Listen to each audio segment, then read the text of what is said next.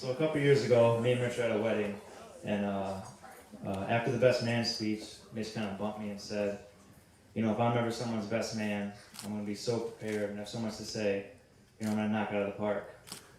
And I just said, yeah, me too. And, it's funny because when Mitch asked me to be his best man, that little conversation was one of the first things that popped in my head. And Mitch was trying to send me a message saying, hey, one day you're going to be my best man, and you better knock the speech out of the park. So, Mitch, I got the message, and I'm swinging away up here. So I met Mitch in the early 90s, December 30th, 1994, sometime between 7:45 and 6 o'clock at night.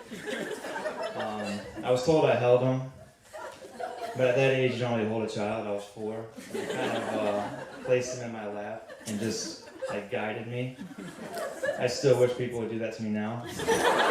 I'm not a big fan of holding babies.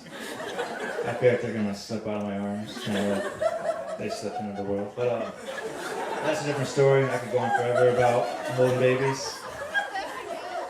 I did promise Mitch I would hold his first child. That's if Marcy still let me. Marcy, feel free to say you don't trust Jake to hold your child. I'll support you on that.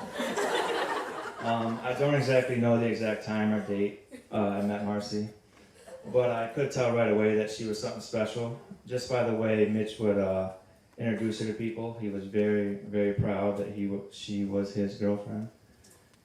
And she brought out a more outgoing side of Mitch, a side that I could never bring out. It's hard to believe that both Mitch, Marcy, and I lived together in my house for a good 5 months.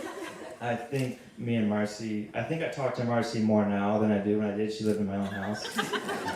I would often ask Mitch if she was still alive up there. If I needed help getting rid of a body, he could let me know. I'm just kidding.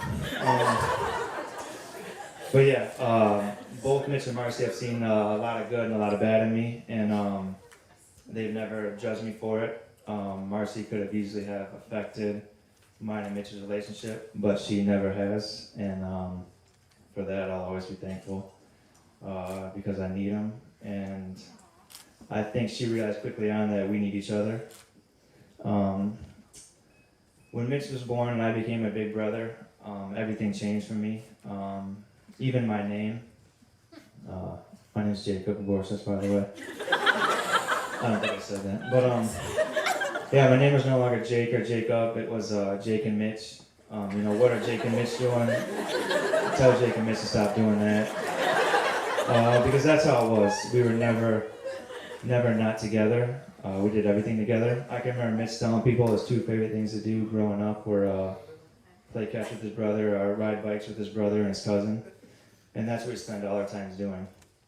And I could literally sit up here for hours and tell stories about, you know, funny things we did, stupid things we did, but I'm not going to do that.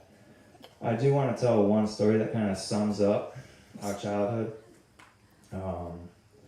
So growing up, Mom and Dad made a rule that was we weren't allowed to ramp our bikes off jumps when they weren't home. At the time, it didn't make sense, but I guess now it kind of does. So literally a couple of days after they made that rule, Mitch crashed his bike off a ramp that I made, and he cuts his chin open pretty bad. Right away I knew he needed stitches. I could have fit a couple quarters in this cut. But I said, relax, Jake will fix this. So we went inside, and I tried everything to close this cut. I seriously ended up taking a glue stick and some duct tape, and I closed it. And I gave Mitch some rules. I said, Dad's gonna come home, he's gonna take me to football. Don't worry about him, he's not gonna see anything. I said, but when Mom comes home, you gotta avoid her. Don't look her in the eye. Don't be in the same room. And just wait till I get home. So, I get home from football 2 hours later. Mom's in the kitchen and she says, I just spent 2 hours at the ER. You got something to tell me? And I said, yeah. So I said, how many stitches did you get? She said, oh, they didn't stitch it, they glued it. And I thought, what the fuck? That's what I did.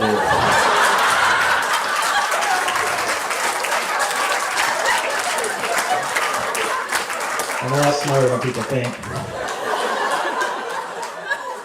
But if this was the extent of mine and Mitch's relationship, I probably wouldn't be up here as his best man today.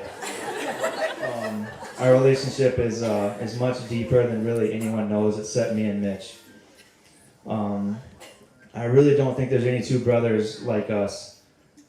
We get joy out of the other person's success more than we do our own. I look at Mitch as almost like a son. I want him to succeed in life more than I do. And the first time we were really separated was when I went away to football camp for college. And I was gone 3 weeks, and I wasn't having a good time.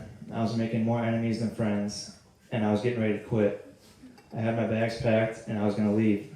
And if I would have left that day, I would have left college also. I wouldn't have got a degree, and my life would be different.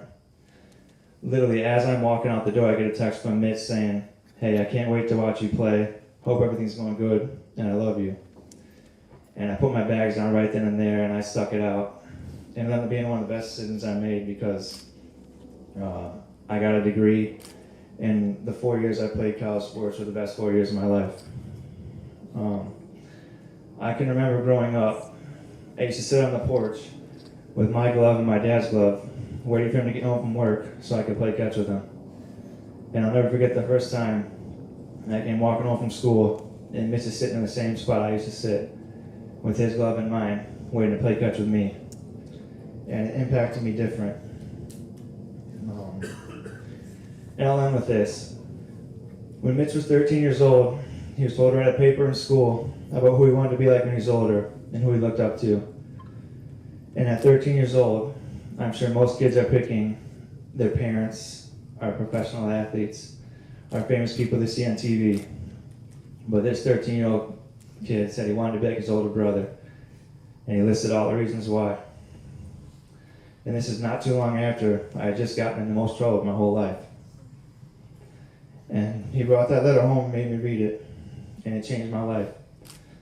Ever since that day, I've been trying to be the person written on that piece of paper. But the truth is, Mitch, I look at you as my older brother. You're the person I turn to when I need advice, I need help, and you've never let me down. And one day, if I decide to grow up, I hope I end up just like you.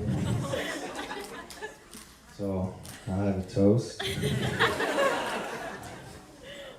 To Mitch and Marcy. Mitch, you're my brother, you're my best friend, and you're the one person in this world I don't think I could live without. And Marcy, I refuse to say he's all yours, because I'll never give him up, so I'll just say he's all ours. Thank you.